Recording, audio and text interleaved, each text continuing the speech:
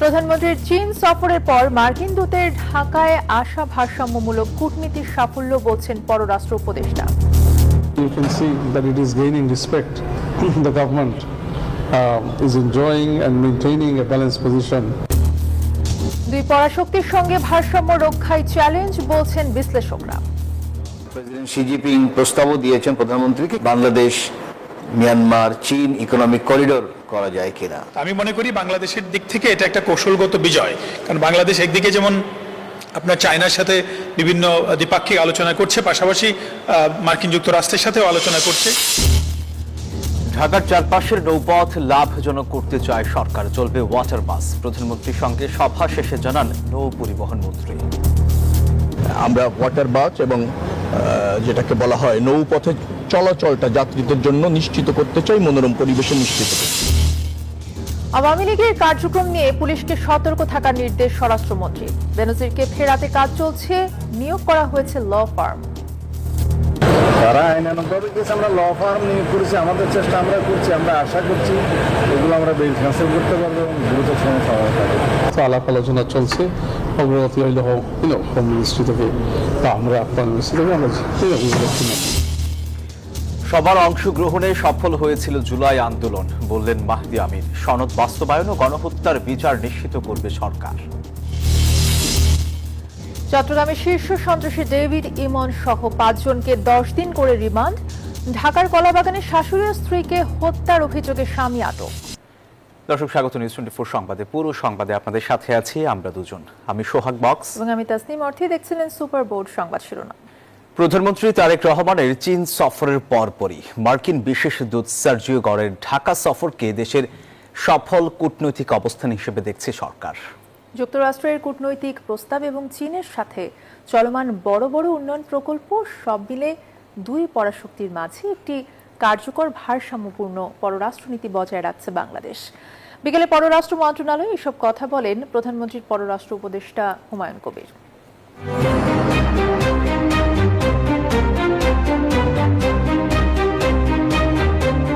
আন্তর্জাতিক ভূরাজনীতি ও কৌশলগত সমীকরণে ওয়াশিংটন ও বেইজিং দুই পরাশক্তির সাথেই ভারসাম্য রেখে এগোচ্ছে বাংলাদেশ। সম্প্রতি মার্কিন বিশেষ দূত সার্জিও গরের ঢাকা সফরে যুক্তরাষ্ট্র প্রতিরক্ষা ও অর্থনৈতিক সহায়তার প্রস্তাব দিয়েছে। অন্যদিকে চীনের অংশীদারিত্বে অবকাঠামো উন্নয়ন প্রকল্পগুলো এগিয়ে নেওয়াকে সমান গুরুত্ব দিচ্ছে ঢাকা। কাছাকাছি সময়ে প্রধানমন্ত্রীর চীন সফর এবং মার্কিন বিশেষ দূতের ঢাকা সফরকে দেশের ভারসাম্যপূর্ণ পররাষ্ট্রনীতির সাফল্য হিসেবে দেখছেন প্রধানমন্ত্রীর পররাষ্ট্র বিষয়ক উপদেষ্টা। জানান, জাতীয় স্বার্থকেই সর্বাধিক গুরুত্ব দেওয়া হচ্ছে। The foundations of this government is very strong and it is strongly owned by the people of the country. এর জন্য এখন you can see that it is gaining respect throughout. আপনি বেইজিং বলেন, ওয়াশিংটন বলেন, সৌদি আরব বলেন, Russia বলেন, তো এইভাবে strategic comprehensive strategic engagement and relationship the government is enjoying and maintaining a balanced position.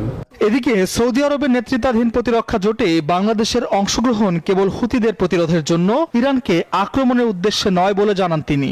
It is an alliance to tackle activity আপনার এই হুতিদেরকে primarily, তো হুতিদেরকে ট্যাকেল করতে যে ধরনের অ্যাসিস্ট্যান্স লাগবে ওই ধরনের অ্যাসিস্ট্যান্সে Bangladesh Bangladesh whatever resources Bangladesh has, we will extend that.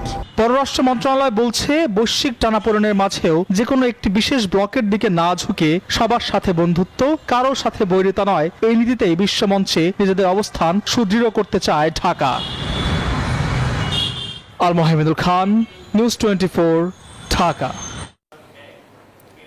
যুক্তরাষ্ট্রের নিরাপত্তা বলের প্রবেশ নাকি চীনের প্রস্তাবিত বাণিজ্য সম্ভাবনাকে কাজে লাগানো, বাংলাদেশের আগামী দিনের কূটনীতিতে এই প্রশ্নটি বড় হয়ে উঠবে বলছেন আন্তর্জাতিক সম্পর্ক বিশ্লেষকরা। তারা বলছেন, এই কারণে প্রধানমন্ত্রীর চীন সফরের পর সার্জিও গরের বাংলাদেশ সফর নিয়ে কৌতূহল তৈরি হয়েছে কূটনৈতিক মহলে। তাদের মতে দুই পরাশক্তির সঙ্গে ভারসাম্যমূলক সম্পর্ক বজায় রাখাই বাংলাদেশের জন্য বড় চ্যালেঞ্জ। শাহ আলী জয়ের রিপোর্ট। পল কাপুর, ব্রেন্ডন লিঞ্চের পর সার্জিও গোরের বাংলাদেশ সফর ছিল জাতীয় নির্বাচনের পর তৃতীয় কোনো মার্কিন শীর্ষ নীতি নির্ধারকের ঢাকায় আসা। And we look forward on building on that and taking it to the next level. প্রধানমন্ত্রী তারেক রহমানের চীন সফরের পরপরই গোরের বাংলাদেশে আসা নিয়ে কূটনৈতিক অঙ্গনে হচ্ছে নানা আলোচনা। প্রেসিডেন্ট শি জিনপিং প্রস্তাবও দিয়েছেন প্রধানমন্ত্রীকে বাংলাদেশ মিয়ানমার চীন ইকোনমিক করিডোর করা যায় কিনা।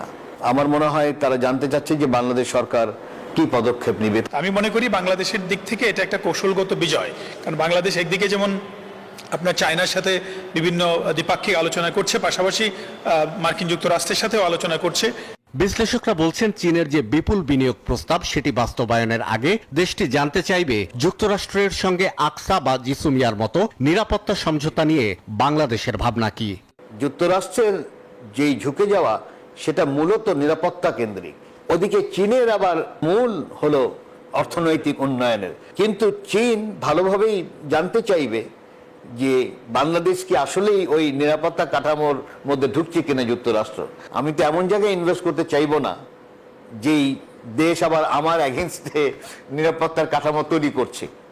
কারণ আমি যদি প্যাক সিলিকা বলি বা আকসা বলি বা জেসোমিয়া, এগুলো সবগুলোই তো ঘুরে ফিরে চীনকে থামানোর ব্যাপার বা চীনের বিরুদ্ধে একটা নিরাপত্তার কাঠামো। বাংলাদেশ সফরকালে সার্জিও গোর দেখা করেন ঢাকায় নিযুক্ত ভারতীয় হাই কমিশনার দীনেশ ত্রিবেদীর সঙ্গে। ভারতীয় গণমাধ্যমগুলো বলছে আঞ্চলিক নিরাপত্তা ও ভূ রাজনৈতিক প্রেক্ষাপটে বৈঠকটি গুরুত্বপূর্ণ ছিল। তবে এই বৈঠকে উপস্থিত ছিলেন না বাংলাদেশের কেউ। করলে ভালো হতো ত্রিপক্ষীয়, কিন্তু তারা কেয়ার করে না। সে যুক্তরাষ্ট্র সে যদি মনে করে যে আমি অনুষ্ঠানে দেখা করতে চাচ্ছি, আমি অনুষ্ঠানে দেখা করব, মানে জিনিসটা হলো ওটা। তো এটি নিয়ে স্বাভাবিকভাবে প্রশ্ন করা যায়, সন্দেহ করা যায়, বাট আমি মনে করি যে এটি তো বাংলাদেশের কগনিজেন্সে হয়েছে। উনি নিশ্চয়ই বাংলাদেশে এসে সরকারের অনুমতি ক্রমেই সেই দেখাটি করেছেন। বিশ্লেষকদের মতে প্রতিবেশী ভারত, চীন কিংবা যুক্তরাষ্ট্র ভূ রাজনৈতিক কারণে তিন দেশেরই সমান আগ্রহের কেন্দ্রে আছে বাংলাদেশ। তাদের মতে কূটনৈতিক এই জটিল সমীকরণে বাংলাদেশ কতটা নিজের স্বার্থ সংরক্ষণ করতে পারে সেটি দেখার বিষয়। শাহ আলী জয়, নিউজ 24, ঢাকা। ঢাকার চারপাশে 110 কিলোমিটার নৌপথে ওয়াটার বাস চালু সহ লাভজনক ও নিরাপদ নৌ পরিবহন নিশ্চিতের নির্দেশনা দিয়েছেন প্রধানমন্ত্রী তারেক রহমান।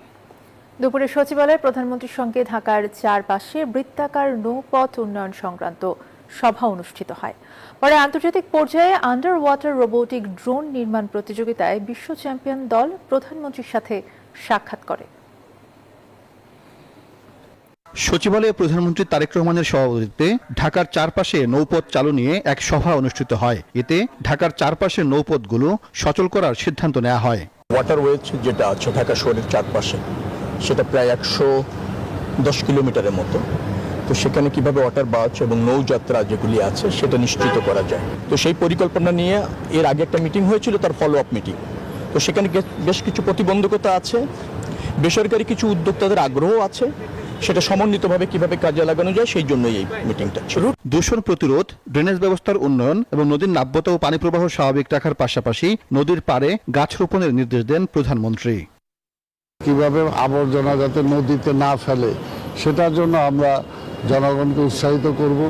তাদেরকে আপনাদের মাধ্যমে জানাবো যে তারা কোনোভাবে যাতে নদীতে যাতে আবর্জনা না ফেলে। এই নৌপথকে ব্যবহার করতে গেলে বিভিন্ন জায়গায়, যেই জায়গায় সিটি কর্পোরেশন কিংবা অন্য গার্মেন্টসের যে কেমিক্যাল যে বর্জ্য পদার্থগুলো আছে সেগুলো নদীতে থেকে কিভাবে রোধ করা যায়, রোধ করে পানি দূষণ থেকে কিভাবে একটা সচল নদীকে তৈরি করা যায় সেই বিষয় নিয়েই মূলত কথা হয়েছে। বিকেলে সচিবালয়ে প্রধানমন্ত্রী তারেক রহমানের সাথে সাক্ষাৎ করেছেন আন্তর্জাতিক পর্যায়ে আন্ডার ওয়াটার রোবোটিক ড্রোন নির্মাণ প্রতিযোগিতা 2026 বিশ্ব চ্যাম্পিয়ন দল। বিজয়ী দলের সবাই MISTর শিক্ষার্থী। সাইফুল ইসলাম, নিউজ 24, ঢাকা। পুলিশ কোনো দল বা গোষ্ঠীর লাঠিয়াল বাহিনী নয়, এমন মন্তব্য করেছেন স্বরাষ্ট্রমন্ত্রী সালাউদ্দিন আহমদ।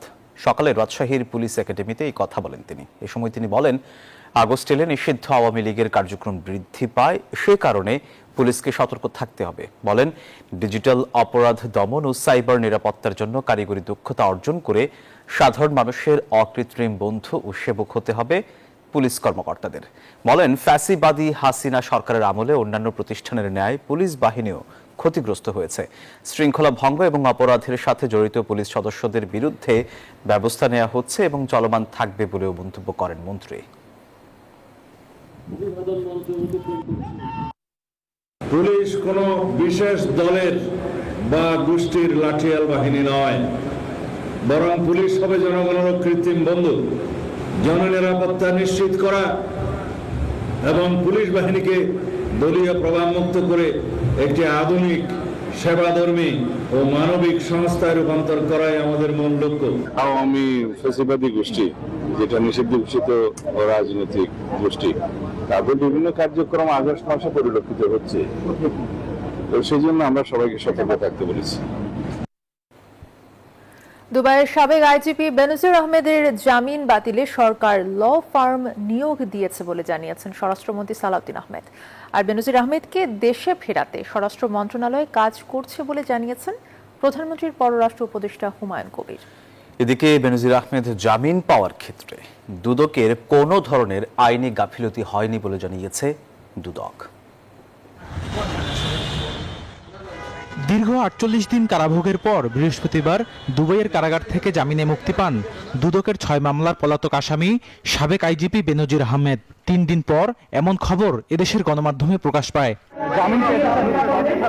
এ বিষয়ে জানতে চাইলে ঘটনা সত্য বলে জানান স্বরাষ্ট্রমন্ত্রী। বলেন, সাবেক এই দুর্নীতিবাজ কর্মকর্তার জামিন বাতিলে ইতোমধ্যে ল ফার্ম নিয়োগ করেছে তার মন্ত্রণালয়। তারা আইনানুগভাবে গিয়েছে, আমরা ল ফার্ম নিয়োগ করেছি, আমাদের চেষ্টা আমরা করছি, আমরা আশা করছি এগুলো আমরা বেল ক্যান্সেল করতে পারবো এবং দ্রুত সময় তাকে ফেরত নিতে পারবো। এদিকে বেনজির আহমেদের জামিন পাওয়ার ক্ষেত্রে দুর্নীতি দমন কমিশনের কোনো ধরনের আইনি গাফিলতা নেই বলে জানিয়েছে সংস্থাটি। হোম মিনিস্ট্রি পররাষ্ট্র মন্ত্রণালয়ের সাথে সংযোগ গঠিয়ে একসাথে আমরা এই কাজগুলি করি, আমরা MLAR পাঠাই। তো এখন আইনগত যে বিষয়গুলি আছে নিশ্চয়ই সবাই মিলে আমরা খতিয়ে দেখব। মানে আমাদের এখান থেকে যা যা পাঠানোর, যা যা করার আমরা সবই করেছি। অন্যদিকে পররাষ্ট্র মন্ত্রণালয়ে প্রধানমন্ত্রীর পররাষ্ট্র উপদেষ্টা জানান, বেনজিরকে দেশে ফেরাতে কাজ করছে স্বরাষ্ট্র মন্ত্রণালয়। আলাপ আলোচনা চলছে, অগ্রগতি হইলে হোম মিনিস্ট্রি থেকে বা আমরা ফরেন মিনিস্ট্রি থেকে আমরা আমরা আশা উইল শেয়ার উইথ ইউ। গত 12 জুন দুর্নীতির একাধিক মামলার ইন্টারপোলের রেড অ্যালার্ট তালিকাভুক্ত আসামি সাবেক আইজিপি বেনজির আহমেদকে গ্রেপ্তার করেছিল Dubai police. Badrul Alam Shaon, news 24, Dhaka. July আন্দোলনে যাত্রাবাড়ীতে যতজন শহীদ হয়েছে তার প্রাথমিক তালিকায় 85 জনকে শনাক্ত করা গেছে বলে জানিয়েছেন আন্তর্জাতিক অপরাধ ট্রাইব্যুনালের চিফ প্রসিকিউটর মোহাম্মদ আমিনুল ইসলাম। বিকেলে ঢাকা যাত্রাবাড়ী এলাকায় আয়োজিত জুলাই গণঅভ্যুত্থানে যাত্রাবাড়ীতে শহীদ ও আহতদের গণশুনানি শেষে এই কথা জানান তিনি। চিফ প্রসিকিউটর বলেন, যাত্রাবাড়ীতে যত মানবতা বিরোধী অপরাধ সেগুলোকে অগ্রাধিকার দিয়ে বিচার করা হবে। পাশাপাশি তিনি আরও জানান, প্রাথমিক তালিকায় যতজনের তথ্য পাওয়া গেছে সেই সংখ্যা ভবিষ্যতে আরও বাড়তে পারে। যাত্রাবাড়ীতে যে মানবতা বিরোধী অপরাধ সংঘটিত হয়েছে সেইটিকে আমরা প্রায়োরিটি বেসিসে দ্রুততার সাথে সমস্ত ঘটনার মামলার ইনভেস্টিগেশন আমরা শেষ করব। আমরা প্রাথমিকভাবে প্রায় 85 জনের একটা তালিকা পেয়েছি এবং আমরা মনে করি যে এই তালিকায় আরও কিছু সংযোজন হতে পারে। জুলাই গণঅভ্যুত্থান কোনো নির্দিষ্ট গোষ্ঠীর নয়, সকল শ্রেণী পেশার মানুষ এবং গণতান্ত্রিক রাজনৈতিক দলগুলোর স্বতঃস্ফূর্ত অংশগ্রহণে সফল হয়েছিল বলে মন্তব্য করেছেন প্রধানমন্ত্রীর উপদেষ্টা ডক্টর মাহদি আমিন। তিনি জানান, সরকার জুলাই সনদ বাস্তবায়ন এবং জুলাইয়ের গণহত্যার বিচার নিশ্চিত করবে। বিকেলে রাজধানীতে জুলাই বিপ্লব বিষয়ক প্রথম সম্মেলনে কথা বলেন তিনি। রাজধানীর বিয়াম ফাউন্ডেশন মিলনায়তনে জুলাই বিপ্লব বিষয়ক প্রথম সম্মেলনের আয়োজন করে জুলাই রেভলিউশনারি অ্যালায়েন্স। এতে উঠে আসে 24-এর গণঅভ্যুত্থানের স্মৃতি ও ভবিষ্যৎ রাজনীতির রূপরেখা। জুলাই আন্দোলনের গল্প, বাস্তবতা ও আকাঙ্ক্ষার কথা তুলে ধরেন আহত ও শহীদ পরিবারের সদস্যরা। দেশের নতুন অগ্রযাত্রায় তরুণ সমাজ ও সচেতন নাগরিকরা অগ্রণী ভূমিকা পালন করবে বলে আশা প্রকাশ করেন বক্তারা। 54 বছরে যা পারি না যদি বলি 5 বছরে সব করে ফেলবো, এটা হয় না, হবে না। এই যে একটা স্পেসে সবাইকে জায়গা দেওয়া, that is the promise of 20 July.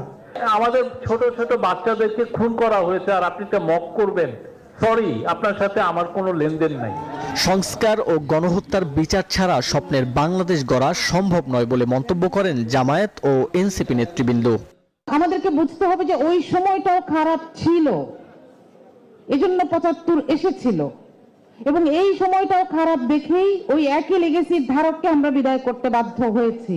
অনুষ্ঠানে প্রধানমন্ত্রীর উপদেষ্টা ডক্টর মাহদি আমিন বলেন, জুলাইয়ের গণজাগরণ ছিল ফ্যাসিবাদের বিরুদ্ধে জনগণের দীর্ঘদিনের ক্ষোভের বহিঃপ্রকাশ। জুলাই সনদ বাস্তবায়নের পাশাপাশি জুলাই গণহত্যার বিচারও সরকার নিশ্চিত করবে বলেও জানান তিনি। জুলাই সনদের আকাঙ্ক্ষাকে আমরা ধারণ করি। জুলাই সনদকে ইনশাআল্লাহ আমরা সবাই মিলে যেভাবে একজোটে আমরা রাজপথে ছিলাম, যেভাবে এই বাংলাদেশকে আমরা ফ্যাসিবাদ মুক্ত করেছিলাম, সেভাবে আমরা সবাই মিলে কাঁধে কাঁধ মিলিয়ে জুলাই সনদ বাস্তবায়ন করব, ঠিক যেভাবে বৈষম্যহীন সমাজ গঠন এবং আইনি শাসন প্রতিষ্ঠার মাধ্যমে জুলাইয়ের আকাঙ্ক্ষা বাস্তবায়নই বর্তমান সরকারের অন্যতম লক্ষ্য বলেও জানান ডক্টর মাহদি আমিন। আপনাদের সন্তান হারিয়ে মাহমুদুল হাসান ইমন, নিউজ 24, ঢাকা। বিএনপি জাতীয়তাবাদের কথা মুখে বললেও তারা ব্যর্থ জানিয়ে এনসিপির আহ্বায়ক নাহিদ ইসলাম বলেন, পাহাড়ের জনগোষ্ঠীকে বিএনপি এক করতে পারেনি। বিকেলে চট্টগ্রাম প্রেস ক্লাবে পাহাড়ের জুলাই সমমর্যাদা ও সম্প্রীতি বিষয়ক আলোচনা সভায় এসব কথা বলেন তিনি। বলেন, সরকার পাহাড়ি জনগোষ্ঠীকে ধারণ করে না, রাজনৈতিকভাবেও পাহাড়িদের ব্যবহার করা হয় বলেও দাবি তার। জুলাই সনদ নিয়েও বিএনপি জনগণের সাথে প্রতারণা করেছে বলেও মন্তব্য করেন তিনি।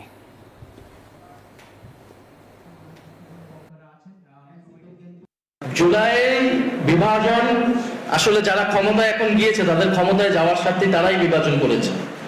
কারণ আপনারা দেখতে পাচ্ছেন জুলাই নির্বাচনের আগে তারা অনেক কমিটমেন্ট দিয়েছে, জুলাই সনদ সংস্কার পরিবর্তন তারা করবে, কিন্তু তারা এখন পরিবর্তন করছে না। ফলে আমি মনে করি যে বিভাজন, সেই বিভাজনের জন্য বর্তমান সরকার এবং যারা ক্ষমতা আছে তারাই। চট্টগ্রামের শীর্ষ সন্ত্রাসী ডেভিড ইমন সহ 5 জনকে 2 মামলায় 5 দিন করে 10 দিনের রিমান্ডের আদেশ দিয়েছেন আদালত। সকালে জুডিশিয়াল ম্যাজিস্ট্রেট 3-এর বিচারক মোতাসিম বিল্লাহ শুনানি শেষে এই আদেশ দেন। এর আগে হত্যা ও অস্ত্র মামলা সহ বিভিন্ন মামলায় 10 দিনের রিমান্ড আবেদন করেন পুলিশ। এদিকে গত বুধবার যশোর থেকে ডেভিড ইমন সহ তার সহযোগীদের গ্রেফতারের পর বৃহস্পতিবার তাদের আদালতে নেওয়া হয়। চট্টগ্রাম সিনিয়র জুডিশিয়াল ম্যাজিস্ট্রেট আদালতে তাদেরকে হাজির করার পর ফটিকছড়ি ও বায়াজিদের 4টি মামলায় গ্রেফতার দেখানোর আদেশ দেন বিচারক। 23 লাখ টাকার চেক ডিজঅনারের মামলায় রিজেন্ট হাসপাতালের চেয়ারম্যান মোহাম্মদ শাহেদ করিমকে 1 বছরের কারাদণ্ড দিয়েছে আদালত। ঢাকার 3য় যুগ্ম মহানগর দায়রা জজ আদালতের বিচারক মোহাম্মদ আরিফুল ইসলাম এর রায় ঘোষণা করেন। তার জামিন নামঞ্জুর করে কারাগারে প্রেরণ করার নির্দেশ দেয় আদালত। দণ্ডের পাশাপাশি তাকে চেকের সমপরিমাণ অর্থদণ্ডে দণ্ডিত করা হয়েছে। আসামি পক্ষের আইনজীবী মোহাম্মদ দবির উদ্দিন এই তথ্য নিশ্চিত করেন।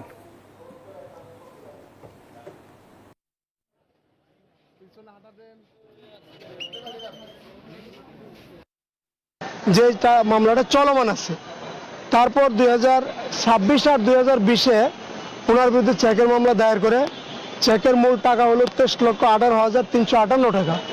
এই মামলায় 3/5/2026 তারিখে বিজ্ঞ যুগ্ম মহানগর দায়রা জজ 3য় আদালত 1 বছরের সাজা এবং চেকের সমপরিমাণ অর্থে অর্থদণ্ডিত করেন।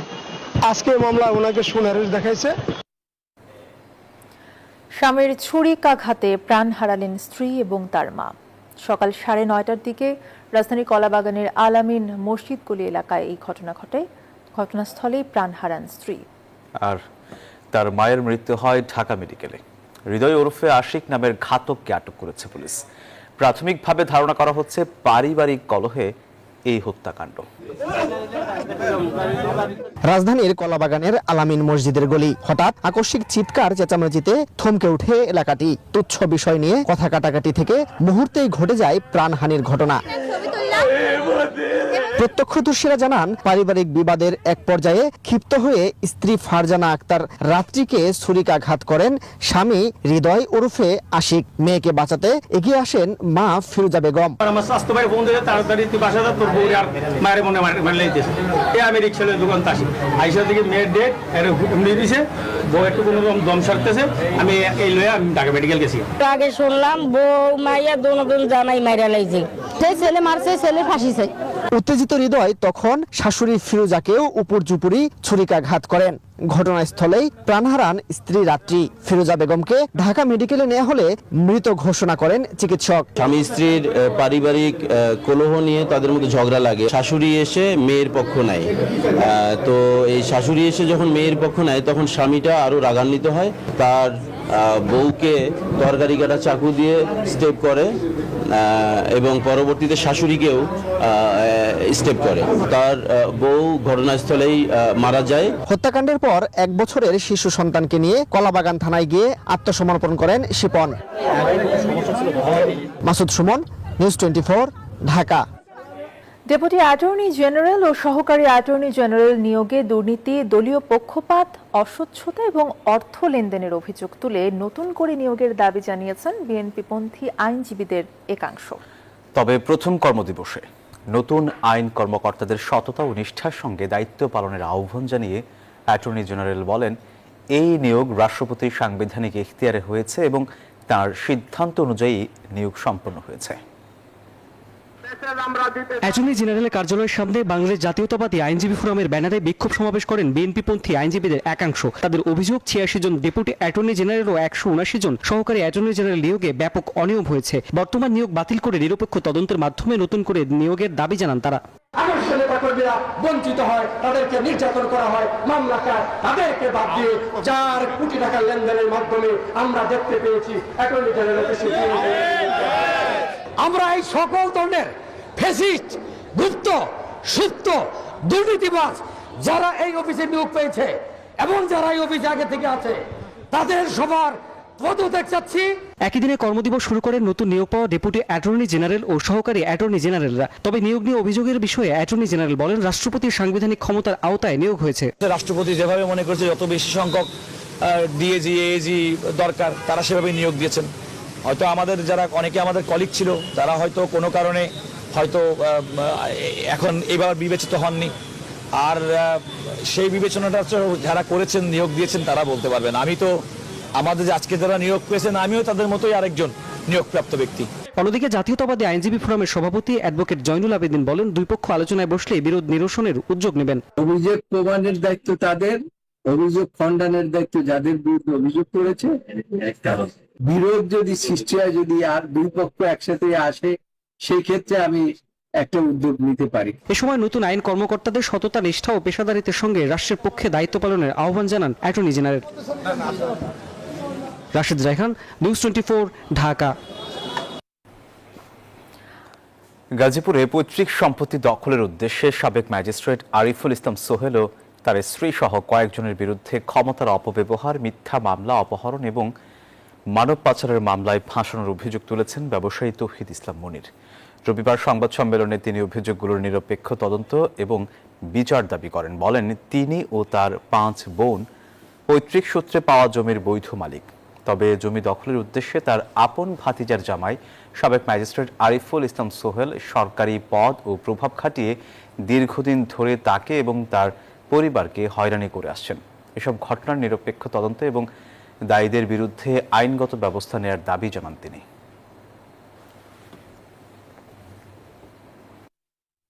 দেশ এখন ন্যায় বিচার প্রতিষ্ঠিত হইতেছে। আমরা দেশের কাছে, রাষ্ট্রের কাছে, মাননীয় প্রধানমন্ত্রীর কাছে, মাননীয় আইনমন্ত্রীর কাছে, মাননীয় প্রধান বিচারপতির কাছে আমরা ন্যায়সঙ্গত আমাদের আবেদনগুলো বিবেচনাপূর্বক সঠিক তদন্ত করে ওনার বিরুদ্ধে যাতে আইনগত ব্যবস্থা গ্রহণ করা হয়। এবার খেলা সংবাদ। 23 বছর পর অস্ট্রেলিয়ার মাটিতে টেস্ট সিরিজ খেলতে যাচ্ছে বাংলাদেশ। 2 ম্যাচের সিরিজের প্রথম টেস্ট 13 আগস্ট ডারউইনে এবং দ্বিতীয় আর শেষ টেস্ট 22 আগস্ট ম্যাকায়ে। এই গুরুত্বপূর্ণ সিরিজকে সামনে রেখে রাতে লিটন দাস সহ বাকি ক্রিকেটার এবং কর্মকর্তারা অস্ট্রেলিয়ার উদ্দেশ্যে দেশ ছাড়বে। 23 বছরের দীর্ঘ অপেক্ষার পর অস্ট্রেলিয়ার মাটিতে টেস্ট খেলতে যাচ্ছে বাংলাদেশ দল। ডারউইনে আগামী 13 আগস্ট শুরু হবে 2 ম্যাচ সিরিজের প্রথম টেস্ট। এরপর 22 আগস্ট ম্যাকাওয়েতে দ্বিতীয় ও শেষ টেস্ট অনুষ্ঠিত হবে। 23 বছর পর এই সিরিজ নিয়ে রোমাঞ্চ থাকলেও সিরিজ শুরুর আগেই চোটের কারণে বড় ধাক্কা খেয়েছে বাংলাদেশ দল। সাইড স্ট্রেন চোটে পুরো সিরিজ থেকে ছিটকে গেছেন দলের তারকা পেসার নাহিদ রানা। 2 ম্যাচের এই গুরুত্বপূর্ণ সিরিজকে সামনে রেখে শুক্রবার অস্ট্রেলিয়ার উদ্দেশ্যে উড়াল দেয় টাইগারদের প্রথম বহর। প্রথম টেস্ট শুরুর আগে অস্ট্রেলিয়ায় পৌঁছে কন্ডিশনের সঙ্গে মানিয়ে নেয়ার প্রস্তুতি শুরু করবে বাংলাদেশ দল। আবরার আল দাইয়ান, নিউজ 24। দর্শক, এই ছিল নিউজ 24 সংবাদের এখনকার আয়োজনে। ধন্যবাদ সাথে থাকার জন্য।